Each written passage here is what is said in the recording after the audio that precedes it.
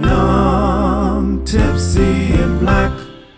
What's going on, everyone, and welcome back to another episode of the Young, Tipsy, and Black podcast, a podcast combining two of my favorite things, wines, and spirits, and music. I'm your host, Torrance, and we here again, y'all. Okay, we are back again with another episode. Very excited. I love this podcast with all I got, and today's special. But before you know how special today is, like and subscribe. Okay, share it, comment, love on me, love on it, all of the above. But for this episode, we got a special guest. And this special guest is also the producer of this podcast. We got Daniel coming through. Let's welcome Daniel with a big, nice round of applause. Hey. We clapping enough for Daniel. Praise the Lord, saints. Come on, somebody. Amen. Listen, the Amen. shirt says, Lord, protect me while I'm in these streets. So praise the Lord, everybody. We are in the streets. All right. There we go. Daniel's in the streets, y'all.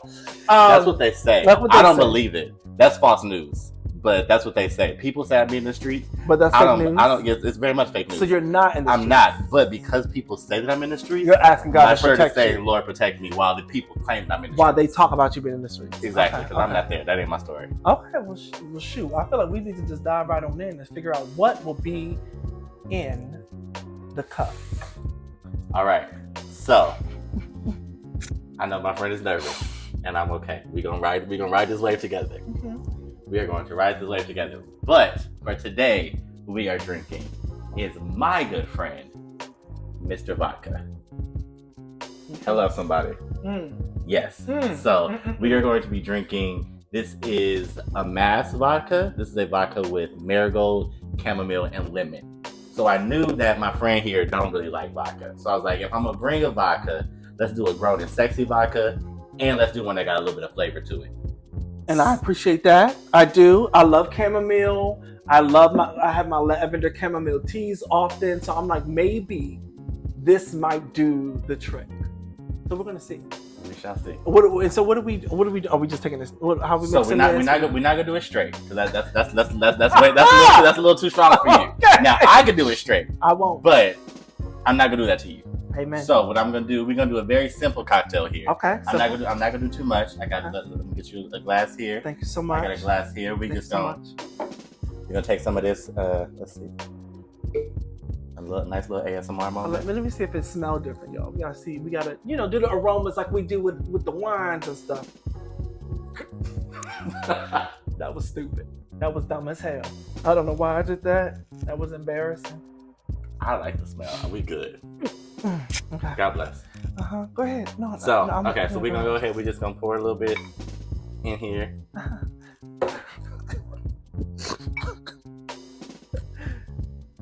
I'll go ahead and make mine strong. Because, Yeah, you want to make yours strong. Yeah. Yeah. And it's gonna be real simple. I got some Simply Cranberry. We're not doing Ocean Spray. It's gonna be tart. We're not doing Ocean Spray. We're a little too grown for Ocean Spray in this particular drink. Okay. Now, other drinks, I'll We pour can me some do Ocean that. Spray. Uh-huh. Ocean Spray be Because I'm sure be with doing a lot that of- marigold and Yes, okay. but the specifics of this blend matches very well with the vodka. It balances everything out. Okay. So, All right, now we're gonna see. We hope yes, we hope it's balanced. cranberry got a little bit of bite to it.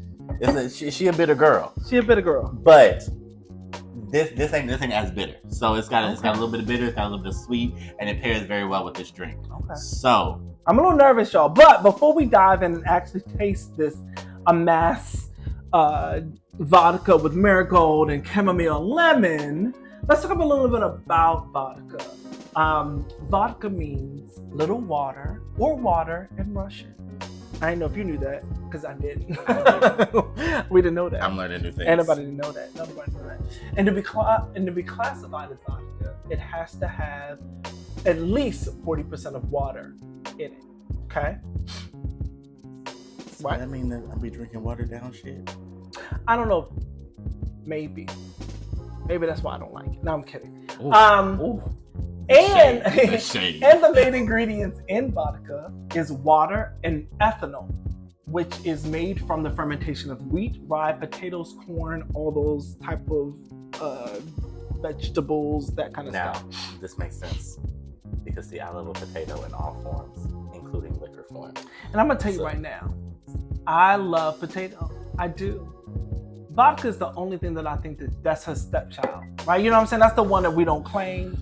That's the one as a potato lover that we don't claim. But we got a little download on what vodka is, what it means, what's in it, how they be making it or whatever was supposed to be in that joint. So let's cheers to it. All right, cheers, friend. All right, let's try it. Let's see.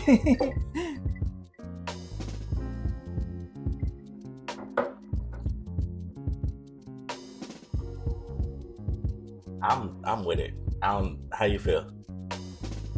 I love that you put like a little bit in there and I can still taste it.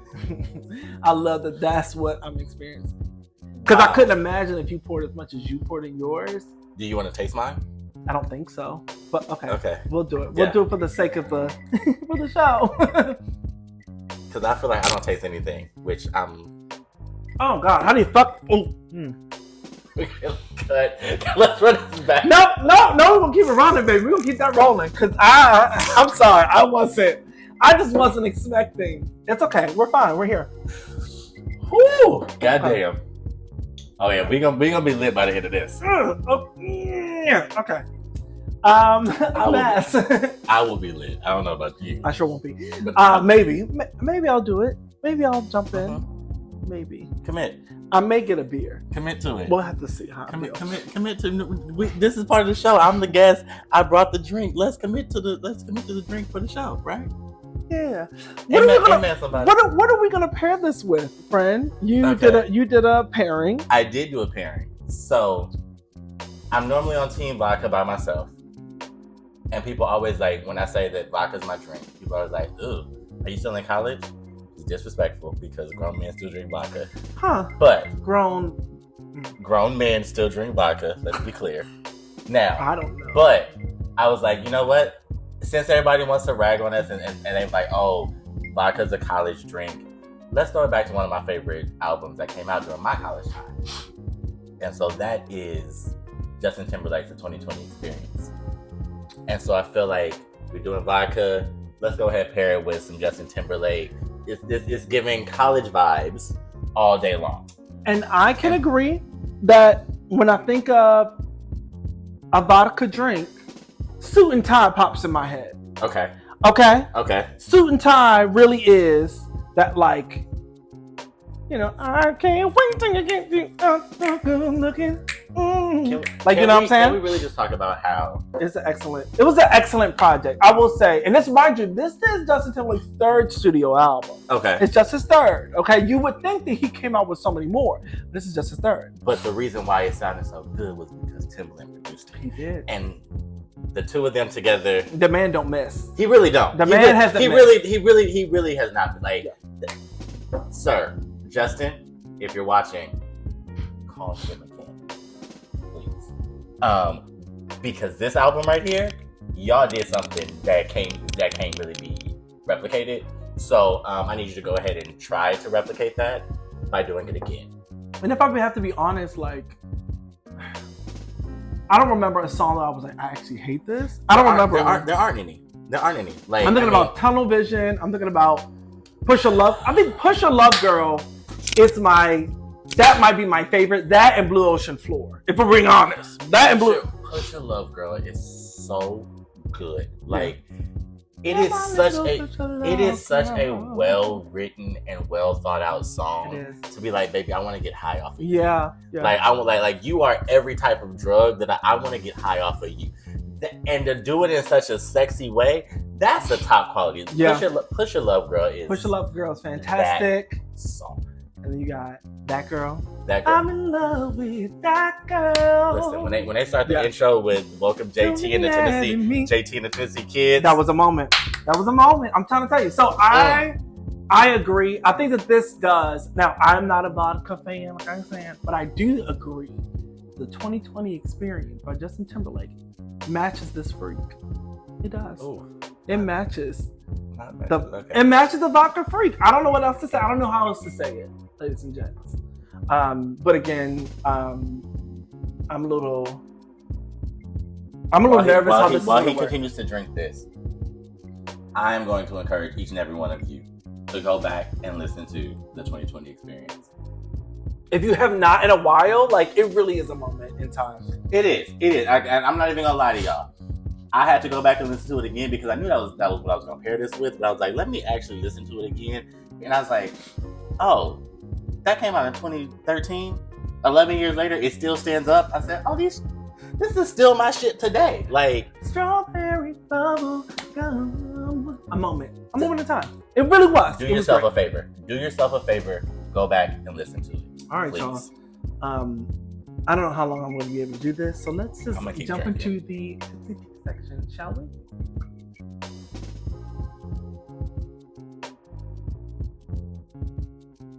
All right, y'all. So we doing this Tipsy Tea section, but I can't even hold y'all.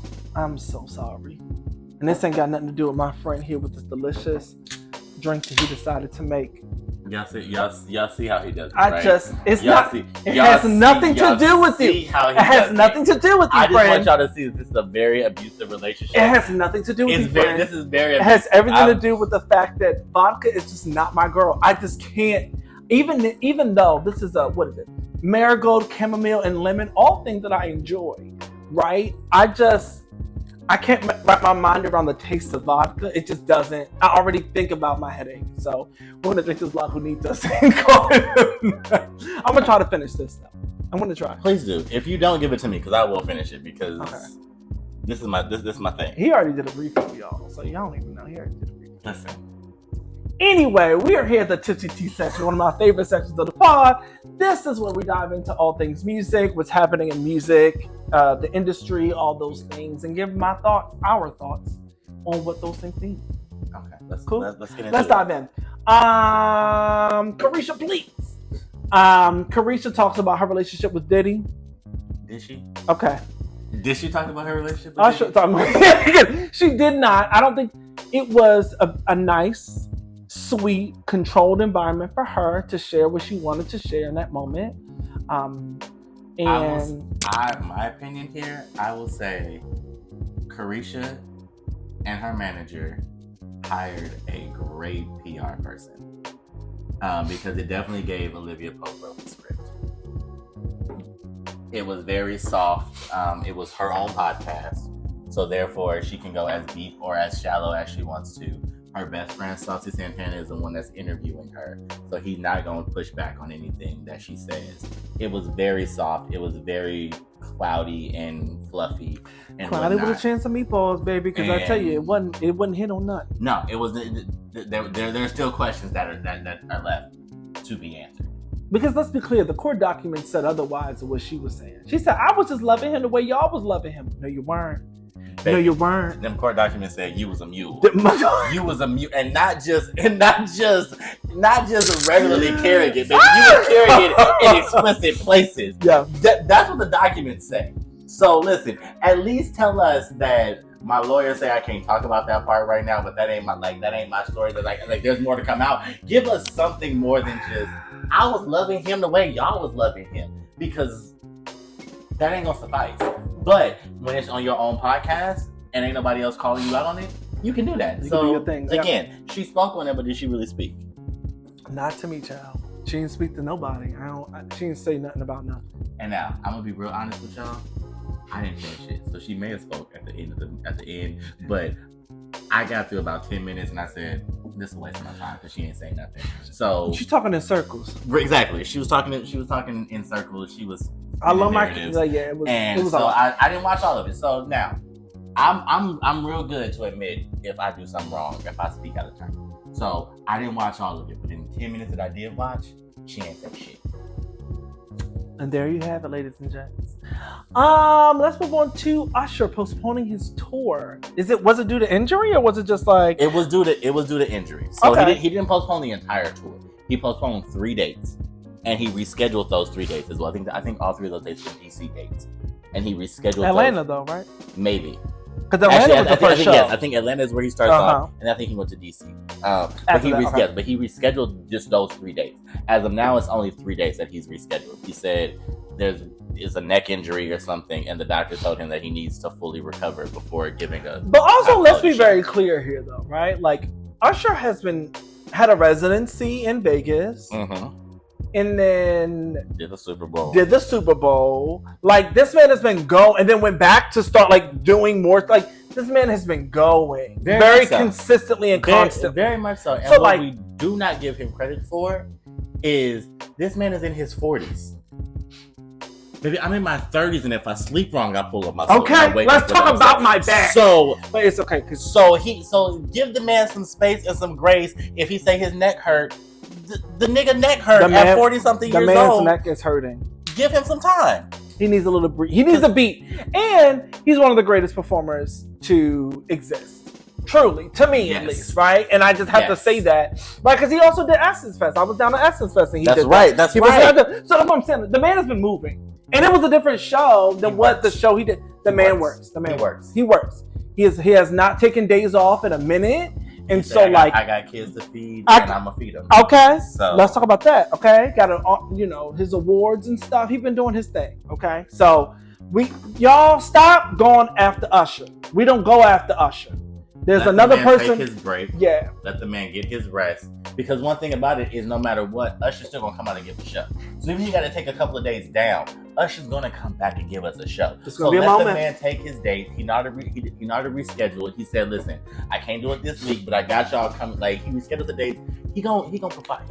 He gonna show up. He gonna give us what we need. So let the man do it. All right, please. Go ahead, give me this one, because if you're not gonna drink it, then let's go. Oh, what up for you? I'm not doing it. Amen, somebody. R.I.P. to a Houston legend, a Texas legend. Is he's from Houston, or is he? I believe that B King is from Houston. I believe he's from Houston, right? But he is most definitely a Texas legend. R.I.P. to B King. Okay. Yes. My first introduction to B King was in 2012. I'm gonna tell you right now, a song that is named Dorare. I was like, what is going on? From then, it was fantastic. There's so many fantastic songs that B King is known for. There definitely is. So the one that y'all probably know is Then Leave. Oh yeah. Get that breath, get that egg, then leave. Yeah. So y'all know Then Leave. Yeah. It's a moment. It's a whole moment. But again, apparently he passed away due to what was it? It was his. Sorry, I've been drinking this vodka, so. There are rumors that it was a shooting. It has not been confirmed. There are rumors that it was health related. Because he was. That's what it was. He was in a booth and he passed out. That's what they said. They said he was at the booth. He was in the studio and he just passed out.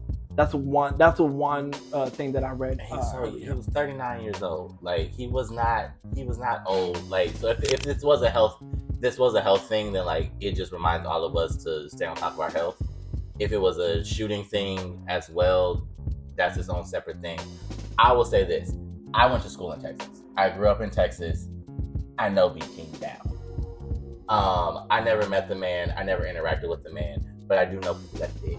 And a lot of people that interacted with him said that he was a great person. He was while he did make ratchet ass music, he was not a ratchet ass individual. And I heard so many great things. So if it comes out that it was an issue of, it's a pulmonary embolism. That's what it was. Okay. Pulmonary embolism. So it was not. It doesn't sound like it was. It was not a shooting. It was not violent. Which thankfully it wasn't, because it sounded like he was such a great man. And for him to go out that way would have been unfortunate. It's almost like a community, like a pillar of the community. Very much so. One thing I will say, like, you got introduced to him in 2012. Yes. I got introduced to B King in 2009. When I went to college. B King literally was the soundtrack to our college career. I went to college at Baylor University out in Waco, Texas. B King was the soundtrack of our college careers. I saw a tweet, or it was a tweet or a comment on Instagram that said, like, Texas millennials are not okay, and it's very much so, because B King was the soundtrack to our lives. Yeah. Like, I realized that he was more regional than some people give him, like some people in the comments and stuff are like, I don't know who this man is. But if you were in Texas, if you grew up in Texas between like 2008 and 2014, baby, you know B King. You know B King, baby, and you locked in. B King was the sound of our outside experience. And I think that, again, like, you know, it's hard when you lose a pillar to the community. Like, I feel like the same way that everyone, like, the Texas folk are feeling about, you know, B King is the same way that we felt, like, in Baltimore about K-Swift. When K-Swift died, it was very much a moment. Like, it was, you know, like, literally the Baltimore club music queen had passed. And everyone was like, what is happening? So, yeah, I mean, again, it was, I can't even remember what happened with K-Swift, but how that happened. But it was definitely a moment. I know that I'm not in Texas this weekend, but I do know that the Texas clubs are going up all weekend long for B King. May he rest in peace. The man did give us great music. He gave us great times. Like, again, and good feels. It really good. Like, really, he really was. You just felt good. You just felt good. Yeah, like it's just something about an artist, and that's why I love music so much, because you don't remember everything, but you remember how you feel on that music. And there is nothing better than hearing some bomb ass music. If you put on Crush in this very moment, it's over. I'm losing my shit. It's over. I'm losing every time. I remember hearing Beat King at the club out here in LA and being like, oh, like losing my, you know what I'm saying? Because you don't hear it that often out here. But when you do, it's such a moment. So it's just like, yeah, I similarly agree. Like, it is definitely a moment. So RIP to Beat King. Rest in peace, sir. Yeah. Rest in peace. All right, y'all. You did well. All right, y'all. We have to discuss, and this is particularly special to him. Oh my God. This is particularly special to him. If we're going to do it, yeah, I need a drink. So Tank, R&B artist Tank, opened his mouth and said that Chris Brown is a better artist than Michael Jackson. And I have thoughts on this, but before I give my thoughts, he's a Michael Jackson-like. You're a Michael Jackson-like. Michael Jackson is my number one. It's not mine, but it has always been my number one. Will always be my number one. Mm-hmm. And so to hear someone disrespect that with Chris Brown.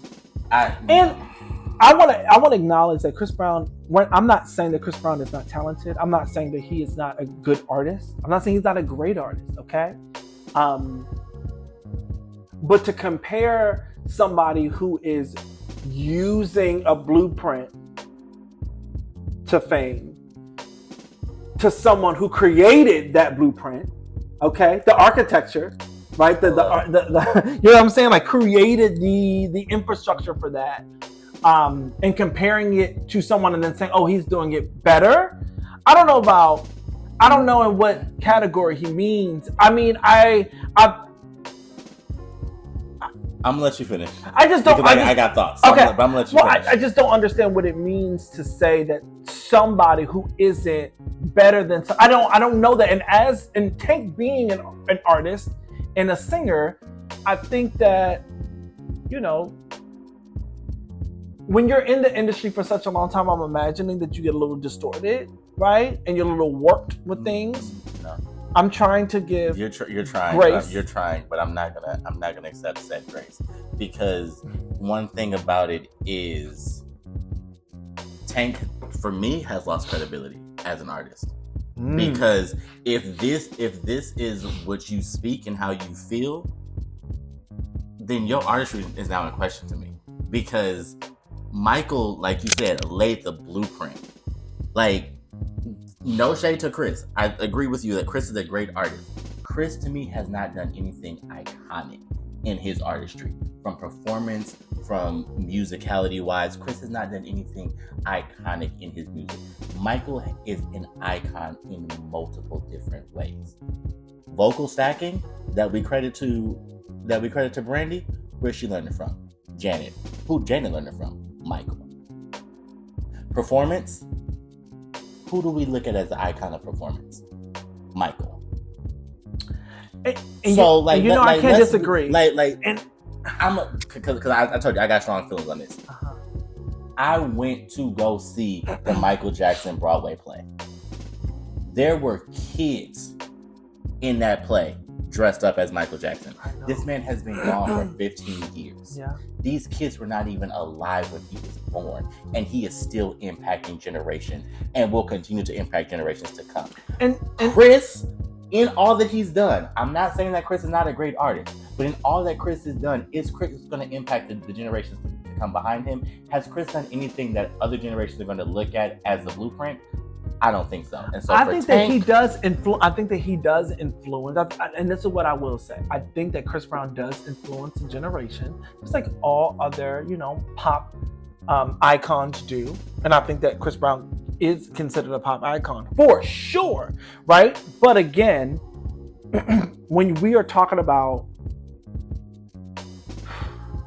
artistry as a whole, right? When we're talking about like what Michael Jackson brought to and how it shifted pop culture, how it shifted how we think and how we move or whatever. Now, both of them was involved in scandal. Let's be very clear, okay? We're not going to discuss that right now. Okay. We're not going to discuss that. We don't right have now. to do that. Okay, we won't. We don't want to discuss it. But but Chris Brown in his artistry, again, it was good. Right, like he's good. He's really good. He's really good. Again, separating the artist from the person, but we have to do that. But Michael Jackson, what he was able to create, what he was able to do, it is special. It is not something that we can overlook. There are very few people, and Stephen A. Smith was also a slow person by saying, "Oh my God, Chris Brown, he's probably the greatest performer that exists." But in that interview, though, I did watch the clip. Stephen A. Smith was like, "Bro, you wildin'." But that's because, like, Stephen A. Smith understands that. But to say that Chris Brown is like the greatest performer that like right now is kind of a joke. When you have Usher, when you have Beyonce, that's all I'm saying. I'm not saying that like he's not good. I'm not saying he's not talented. But again, the erasure of one of the greatest performers of all time, Beyonce, and then to compare Chris Brown to doing something that he does, right, which is do well, but to compare to Michael Jackson, literally the blueprint. I don't know. Very much so. Like, again, no shade to Chris. Chris is not a disruptive artist. The icons are those that disrupt industry. Yeah. Michael disrupted multiple industries. Now, Chris Brown did disrupt some shit, but not because of his music. Right, but he didn't disrupt industry. Not because of his music. Right, he disrupted some shit, but he didn't disrupt industry because of his behavior. Right, exactly. But you have icons like Michael. You have icons like Aretha. You have icons like Beyonce. You have icons like Mariah. Mariah was not the first one to do a whistle note, but that whistle note is known for Mariah. She disrupted the industry. You got icons like Whitney. Chris has not done anything to disrupt any sort of industry. He's played in the lane that was laid for him. He walks on the shoulders of Michael. Mm-hmm. He walks on the shoulders of Usher. But he has not done anything to disrupt and elevate that. And even he acknowledged it and said, all right, like, that's cat. Y'all can't say that I'm better than Michael, but he also knew that. Again, I appreciate Chris Brown for saying, listen, Tank can say that wild shit, but I ain't gonna co-sign on the wild shit that he's saying. Yeah. Because Tank is on some wild shit. So as long as Chris is not blowing this smoke up his own ass, then we cool. Now, Tank, I'm looking at you. I got questions. I need answers. Because, sir, what do you mean? Well, all right. I think we should leave it there and jump to our next section. Amen. Sip responsibly. All right. I'm sorry, y'all. I got hot. I did.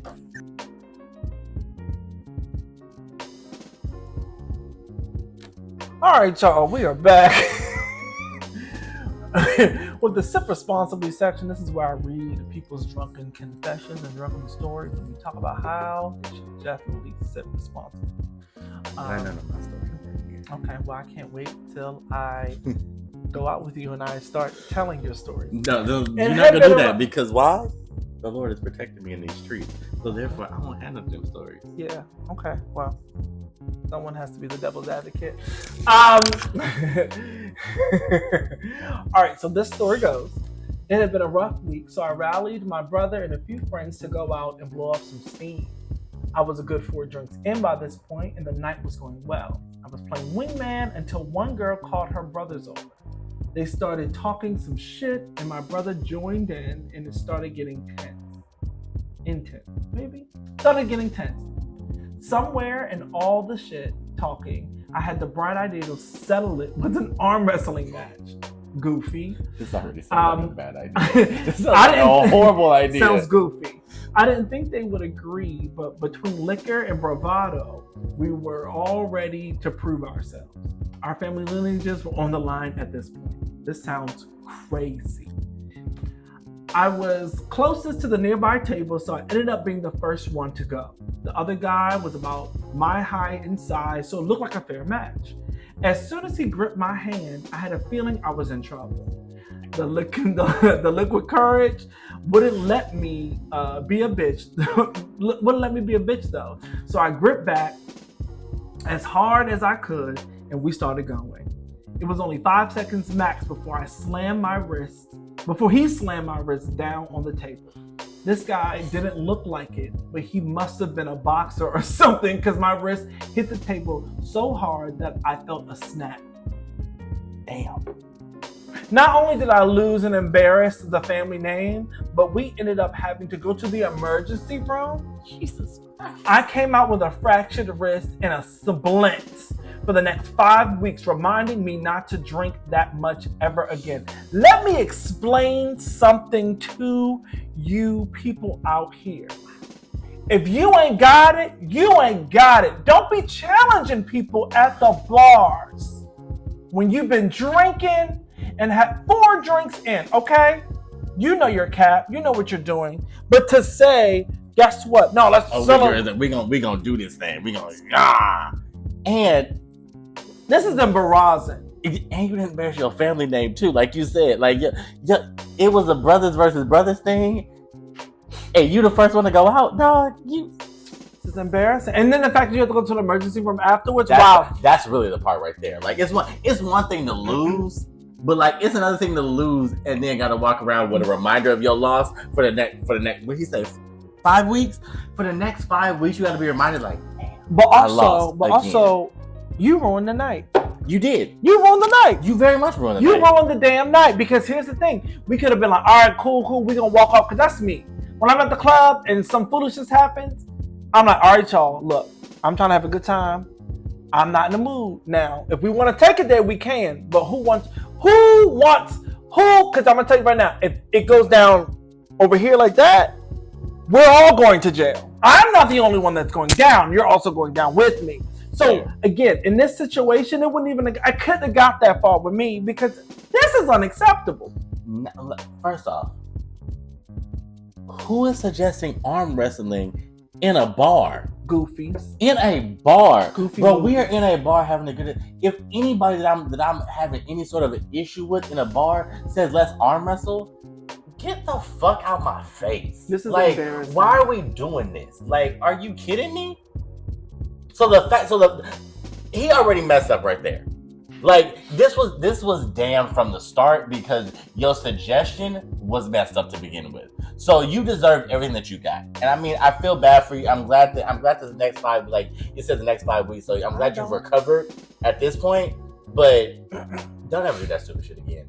Again, y'all, Don't ever do that stupid shit it's so again. important to sip responsibly and to do things responsibly as you sip. You know what I'm saying? Because yes, sipping responsibly is important, but then also to follow it up with being like, you know what, let's settle this with an arm wrestling contest. What kind of redneck move is that? Because you also know what's not responsible is a medical bill. That part right there. I gotta go to the emergency? That part right there. I gotta go to in America? In America? Exactly. That part right there. You now have a medical bill as a result. Because you already spent the money on the liquor. You say you was 4 drinks in. So whether you bought it or somebody, the money was already spent on the liquor. Now you got a medical bill on top of that? In America? Y'all are silly, goofy, hate it here. Don't do it. Don't do it. Yeah, this was dumb. They are dumb. Thank you all so much for watching this episode of the Young Tipsy and Black podcast. I am your host, Torrance. I am the producer of this show, Daniel. And we are thankful that you are locked in and have watched. Like and subscribe. Please do. Share it with a friend or two. Maybe 3. Or 3. Or 4. Listen. Everybody. Tell everybody. Let them know. Okay, let them know what we're doing, all right. But love you guys. And until next time, sip responsibly, please. Peace.